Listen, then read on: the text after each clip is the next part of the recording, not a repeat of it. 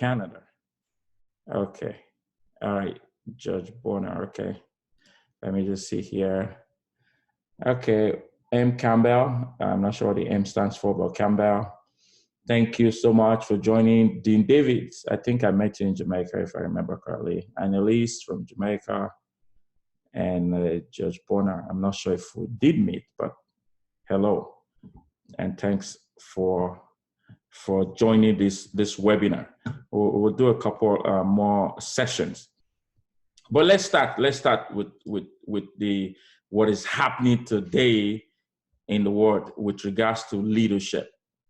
What's happening today in the world with regards to leadership? It is no secret. It is no secret that leadership has failed. Has failed many people. It's no secret that leadership has failed nations, right? What hurts me the most these days with regards to leadership is to see heads of nations, heads of states, literally passing laws that are very oppressive, suppressive, laws that, you know, literally reduce their people to nothing. And you see this today even in the workplaces. You see it's almost like they have a personal vendetta. Leaders come to work and they're like, you know, I want to make life miserable for people. And when we use the word leadership, let me put a context around it. A lot of people don't know this actually. Leadership is not a position, right? I sent a newsletter out recently and I call it the 7 biggest mistakes of leadership. Perhaps I should prefix this presentation with those big mistakes. Mistake number one that people in position of authority make. See, I didn't say that leaders make. People in position of authority. Don't compare somebody who has a position of authority with a leader, right? A leader, the biggest mistake people make is to confuse leadership. They confuse it for a position of authority. The fact, listen to this, the fact that you are a manager, the fact that you're a supervisor, the fact that you are a president, even the fact that you are a king, the fact that you're a king does not make you the leader of the nation. It doesn't. Leadership is a spirit. Leadership is an attitude. Leadership is a behavior. Leadership is a way of being. Come on, somebody. All right? So, biggest mistake people make is to confuse leadership with position of authority. The second one, big mistake people make is to confuse popularity for leadership. I'm the most popular person, that makes me a leader? No, it doesn't, right? In fact, sometimes if you are the most popular person, that means you're the most notorious, right? Notoriety is popularity as well. So that's another big mistake people make, to confuse position, and then secondly, to confuse popularity. The third one people make is to confuse leadership for prosperity. I hope you're taking notes. I really urge you to make notes of this. And if you have questions, just write it down. I'll come down to your questions later on.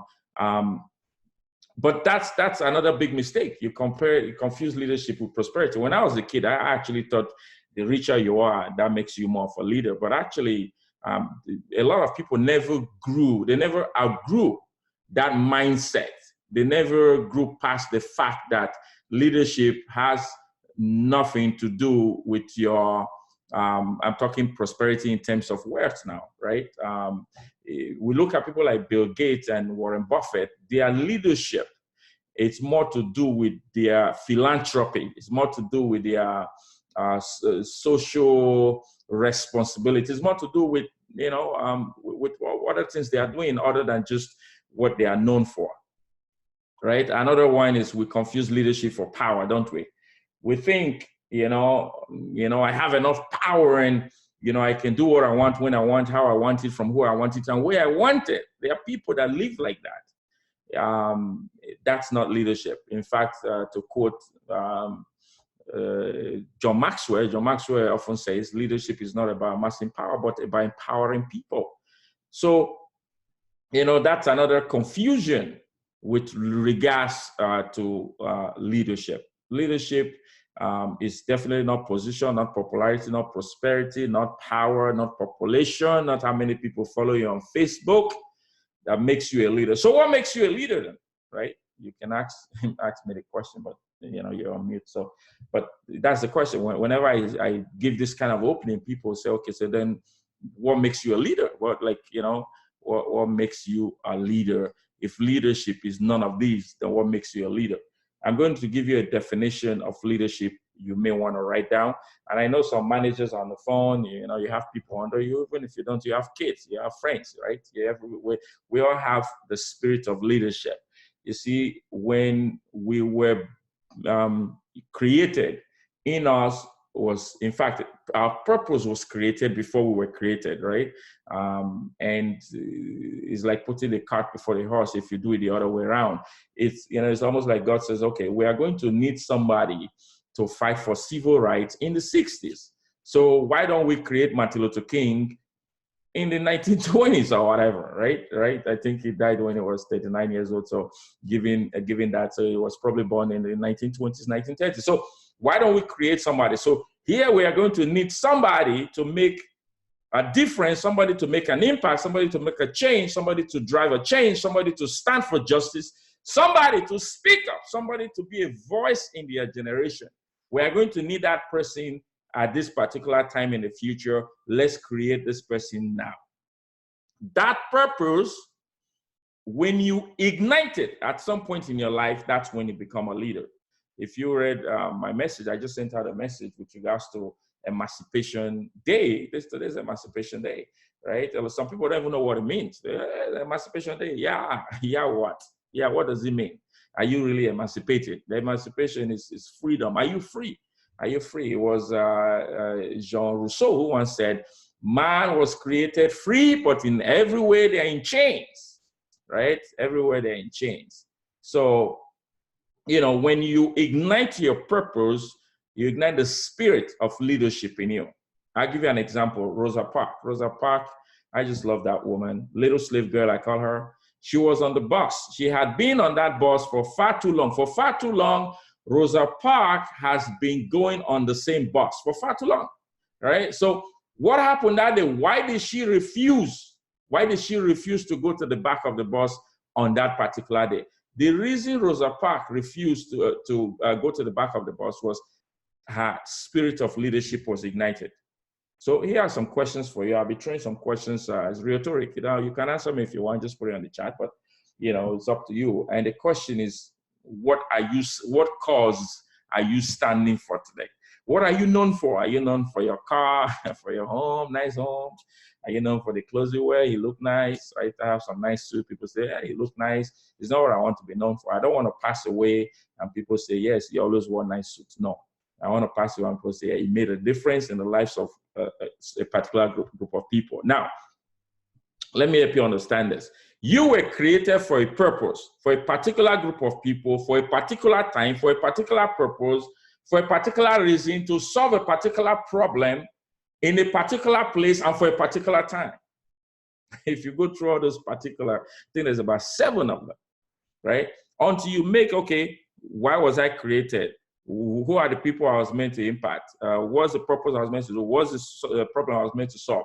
Once you go through all that, some things will be going on in your body. You can't even explain it. Even if they put you on X-ray, you won't see it. And what will happen is your leadership spirit will be born. Now, let me tell you something. Before the end of this presentation, I'm going to actually leave you with 5, these are uncommon thoughts, right? For fanciness, we just say strategies. But sometimes we overuse the word strategy. These are 5 thoughts, 5 keys, 5 philosophies, if you will, that you are going to put in your breast pocket when you leave, or your back pocket if you're one of those who put stuff in your back pocket, or your purse if you're a lady. You're going to live with those 5 and take them to your workplace, take them to your church, take them to your community, take them to places, and they are going to literally reorient your mindset about leadership. So as we proceed here, let me show you, or actually walk you through, uncommon concept about leadership. So number 1, right? Number 1, Leadership, number one, leadership begins and ends with purpose. Number one, leadership begins and ends with purpose. Everything in between is management. So here you find a lot of people, they are living their life in between. Like, right? They come to work and they almost come to work like a fire department. They are putting out fires, is what they do. Right? They just, why is this there? Why is this there? Why shouldn't this go there? Why are you doing that? Why do you say that? I've seen this many times, right?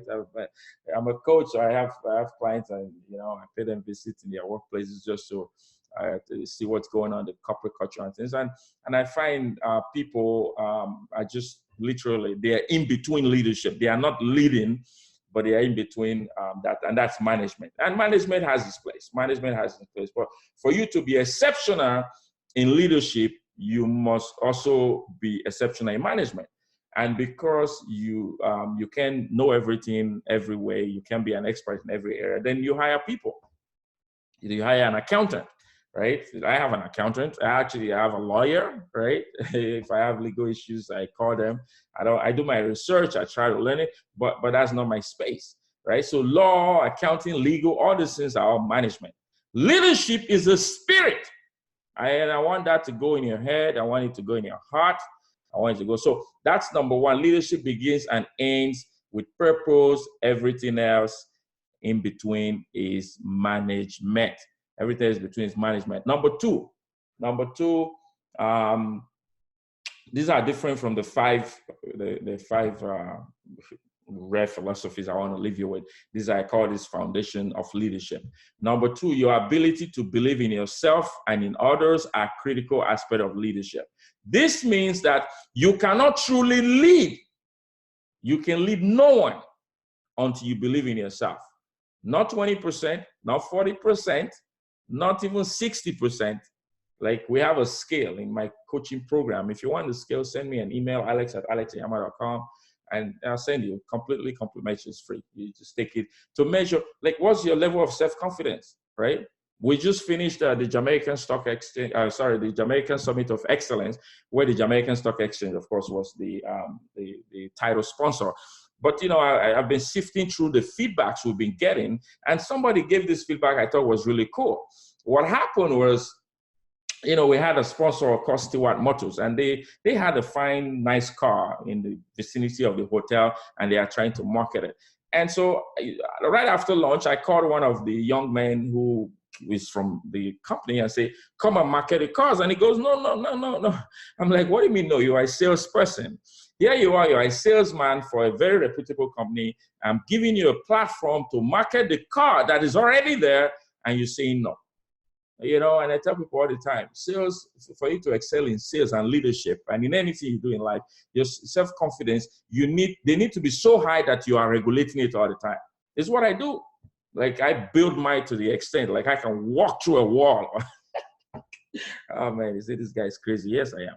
Like, I can walk through a wall. Like, leaders are bold. Leaders are courageous. Why do we say lion is the leader of the jungle? Question, right? If this was a workshop, I'll wait for some response. The reason the lion is the head of the jungle is because the lion is the most courageous. The elephant is bigger than the lion. The hippopotamus is bigger than the lion. Even the crocodile can kill the lion. But when they all see the lion, come on, somebody, they flee, right? So leadership is confidence. This point here, I can stay here forever.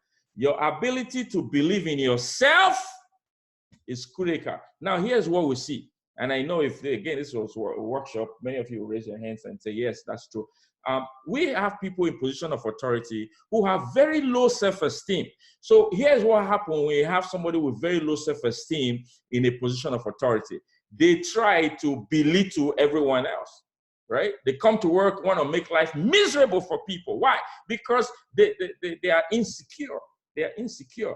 You can't be insecure and be a leader. You can't. You may be struggling with it. You may have things you're insecure about, but if you are not willing to step out and put yourself out there, you can't be a leader. So this number two has two parts to it. Your ability to believe in yourself and your ability to believe in others. But I put it to you today, I put it to you that you cannot believe in others except you believe in yourself. You can't. How are you going to do that? You can't give what you don't have, can you? Come on, somebody. Come on, somebody. So leadership has a lot to do with you believing in yourself and, of course, believing in other people. Number 3, here's something about leadership that a lot of people don't know, right? So leadership, in leadership, you must be driven by nothing else whatsoever but your purpose in life, motivated by nothing else but your love for people, and inspired by nothing else but your love for God. Let me explain, right? Some people, oh, I would love to, Alex, coach me so I can have that position. I want to be a director of production in this company. And they are motivated because of the salary. Wrong. I'm telling you, you will not excel if that. Now, if you're already there and that was your motivation, I want you to readjust your motivation. Until your motivation is tied to the love of people, you are going to be miserable in the position of leadership. What's motivating me right now? Like, literally, it's a beautiful day in Toronto. It's a beautiful day. I can take the kids. We just go sit in the park. Yesterday we went to what I call it. Went for some video game with the kids. Spent literally. I worked half day. The other half day I was just with the kids enjoying. But I could do that again today. I'm serious. Like, see, this is a free session, but I get all this email from people, all these questions on WhatsApp, and so we decided to put this together. Why? Motivated by nothing else, my friend, other than the love for you. That's it, right? So, and inspired by nothing else but the love of God. Like, I often say this, maybe I have this point somewhere down the road, but I may as well make it now.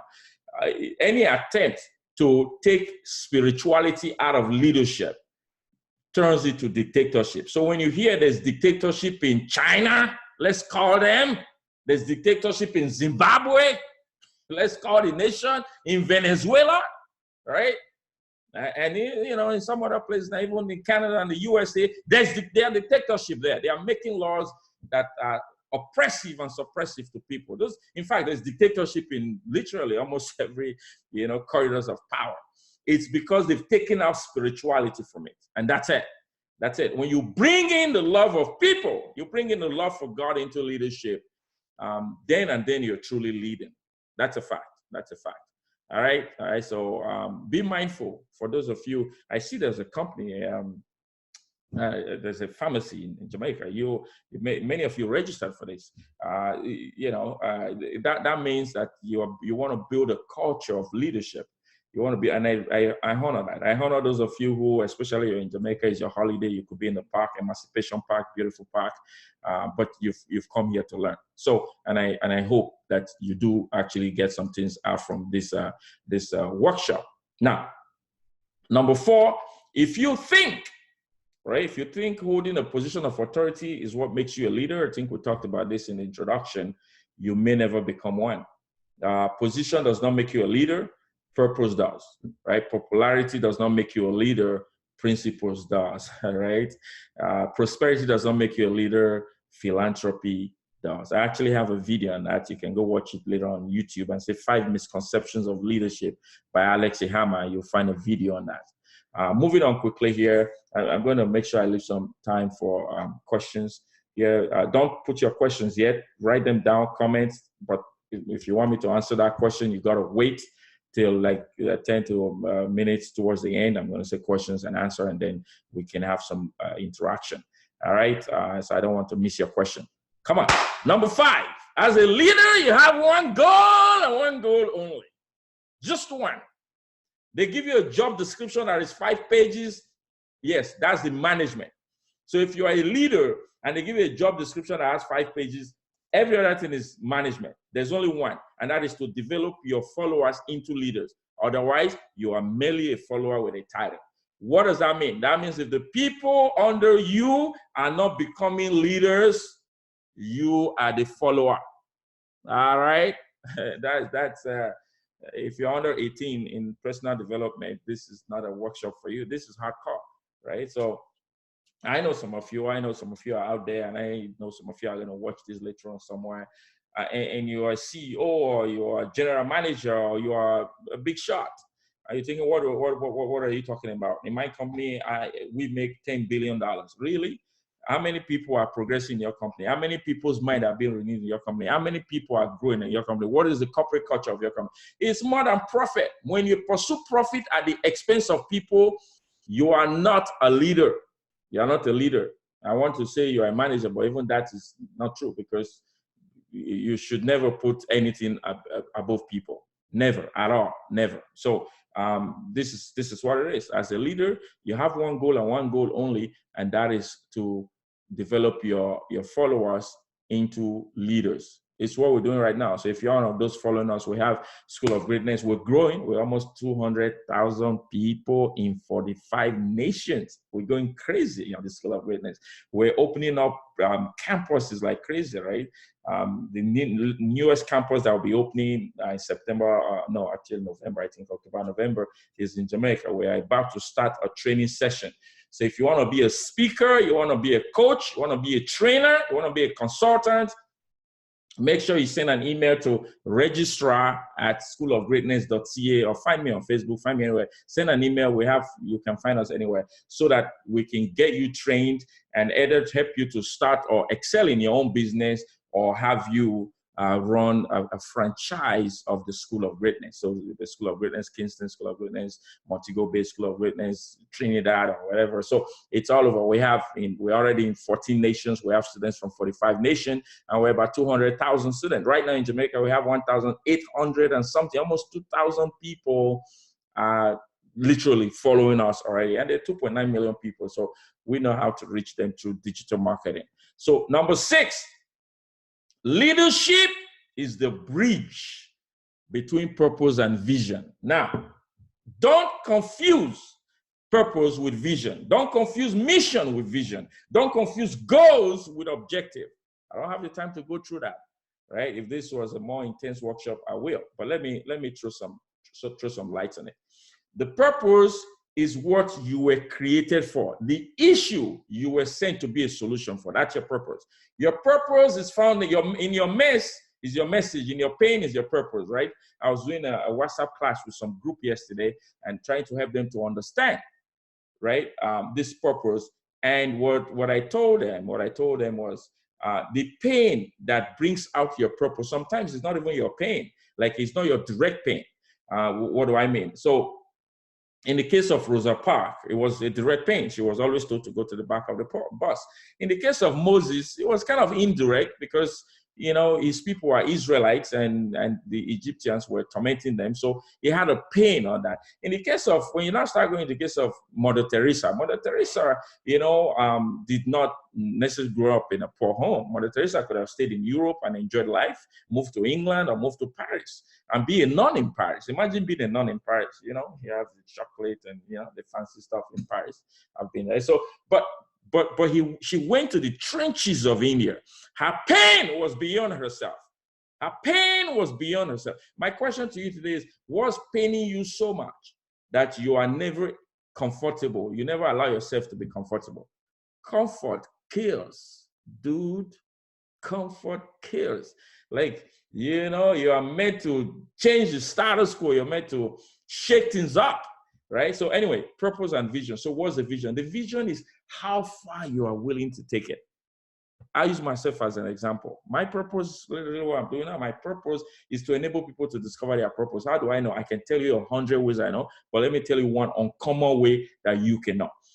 I speak, right? I just told you we just did a conference in Jamaica. There were almost 40, 50, 60 people wanted to see me. And they all had different issues. But listen to this. It all came down to purpose. They sit down, they're like, I'm not sure if you know why I wanted to see you. I said, of course I do. Say why? I said, because you have a pain, there's a greatness in you. It's time for you to be more, to have more, to give more, and to do more. And you just don't know how to do it. They're like, how do you know? I said, well, because I'm a midwife.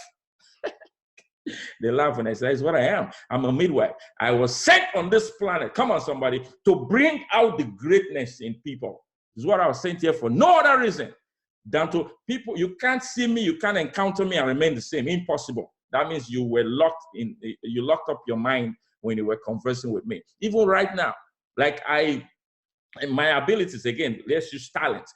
Talents, people confuse with purpose, different. Your talents were given to you to fulfill your purpose, and your vision is how far you want to go. Here's how far I want to go. I've put it in prayer. We are going to impact 100 million people on earth by the time I'm going to meet my Father in heaven. That's a vision. It's out there. It's out there. I've put it out there many times, right? Right now, we just started a Purpose Clinic.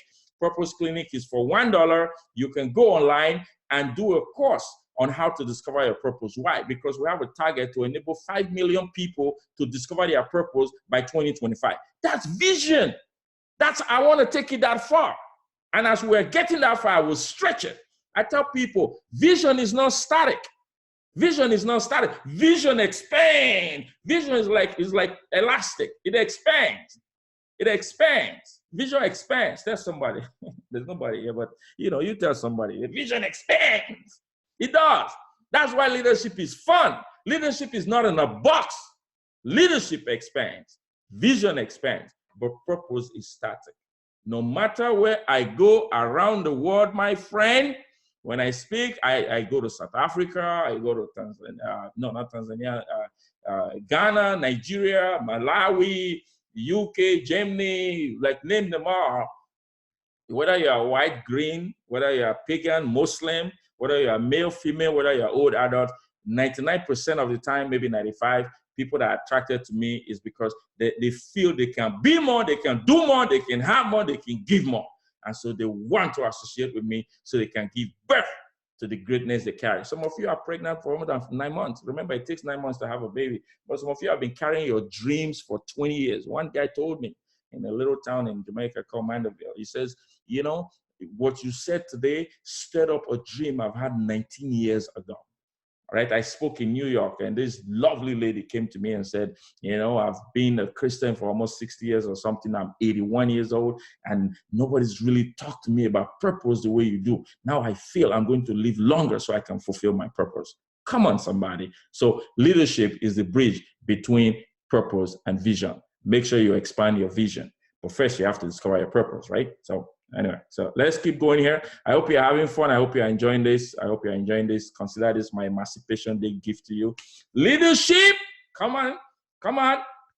Leadership is less about your credentials, your creativity, or your charisma, and more about your credibility, your compassion, and your character. I tell people, don't confuse charisma for character.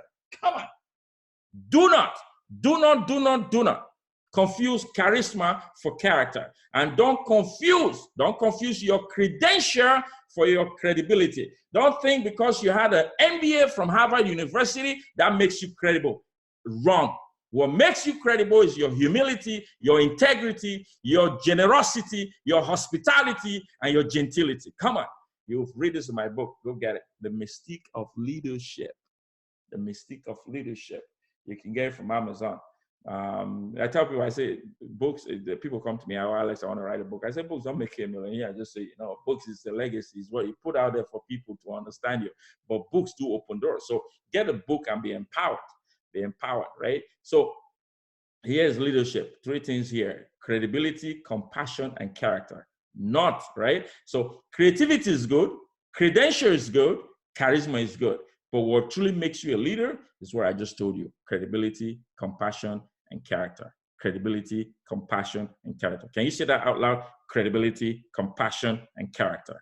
I don't have time to go into all this. It takes the time. So I do 4-day workshop, right?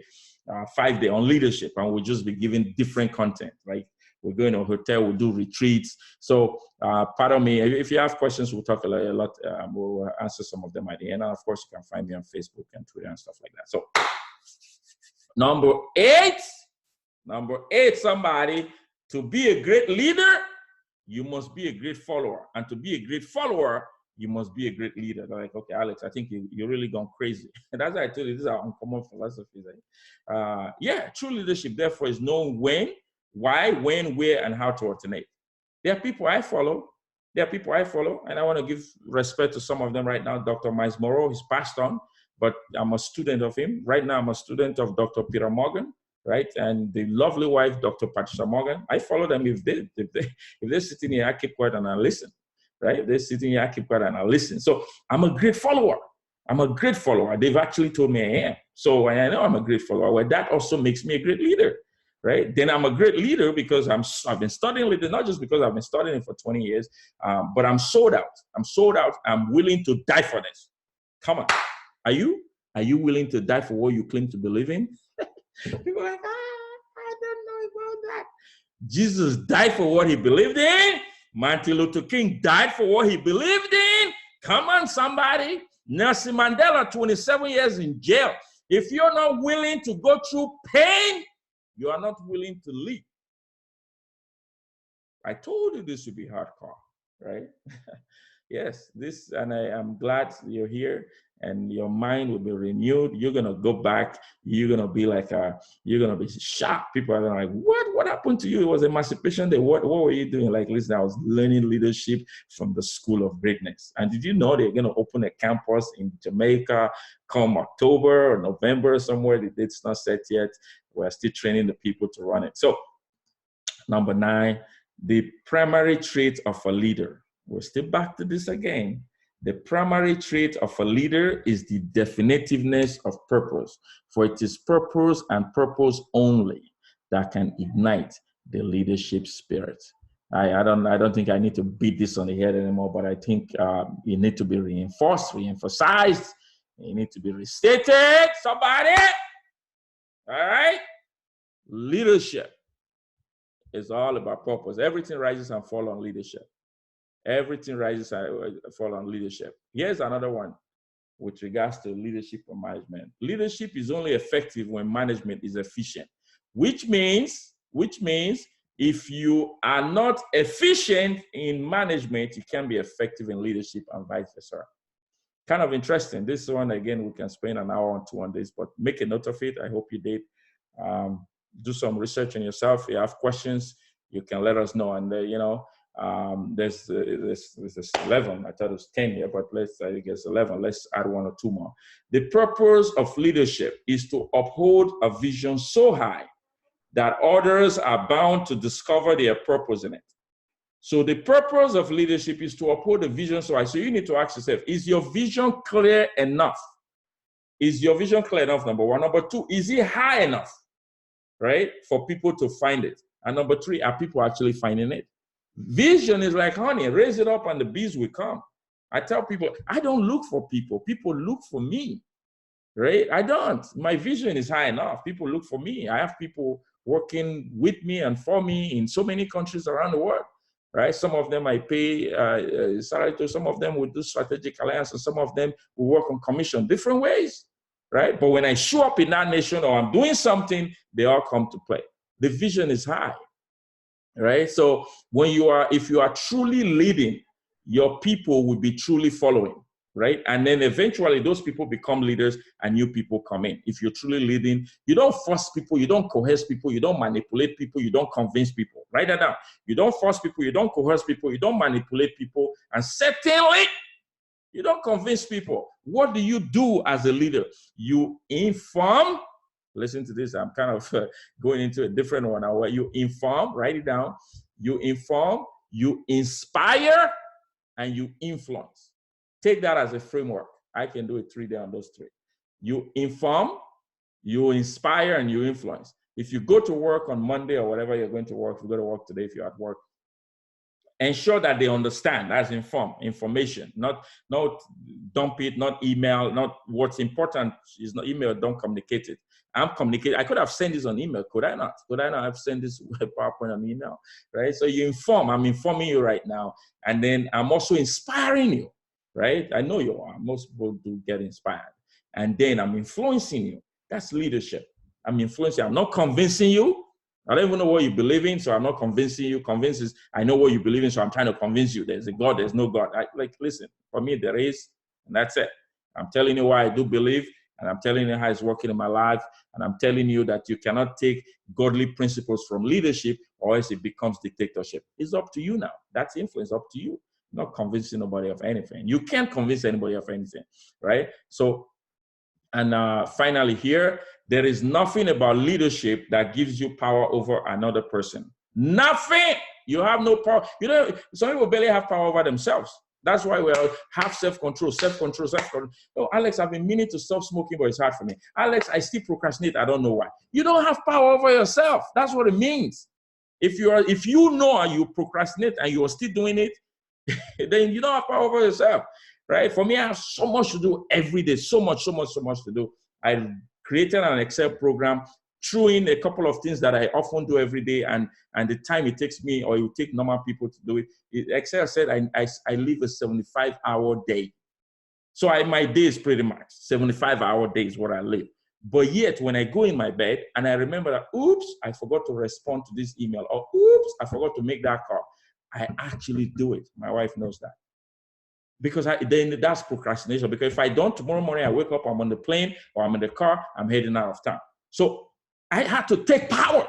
I had to take control of myself. So here's leadership saying, there's nothing about leadership that gives you power over another person. The only right that you earn as a leader is to serve. Write this down. The only right you earn as a leader is to serve strategically, sacrificially, and successfully.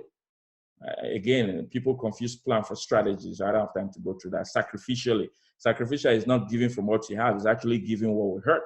Giving in such a way that it hurts. Sacrificially, oh man, you know what? I'm supposed to do this. Widow's mite, that's sacrificial. She only had $1 left and she put it in the can, right? I'm not saying you go put your last dollar in the can, but whatever you are doing or giving is a sacrificial, right? This what I'm doing right now is part of being sacrificial. It's, you know, there are people, there's so many, they have almost 200 voicemail, and we have emails, like we're trying to cope. Pardon us. You know, we are still getting people on board, you know, bringing people in to assist. But the School of Greatness exploded more than we could think. It's just still growing. And your vision can too. Depends on how far you want to take it, right? So I am going to end there and perhaps take some question. And then if we have enough time, then I leave you those common thoughts. I may not need to explain them as much as I need to, because I have mentioned some already. Listen to this. You were created to soar. Come on, somebody, not to simmer. Right? You were created to soar, not to simmer. And you need to know that. A lot of people don't know that. A lot of people don't know, you know, you just go through life like, okay, what's going on? You were created to soar. That means you cannot settle for the status quo. Not even close. You were born to prosper and not to linger. Expected to thrive and not to survive. You ask me, how you doing? Say, yeah, I'm surviving. Are you kidding me? Fish don't survive in water. They thrive. Birds don't survive in the air. Come on, they soar. You can't be surviving on earth.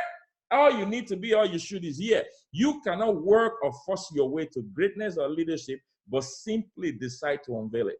It is in you.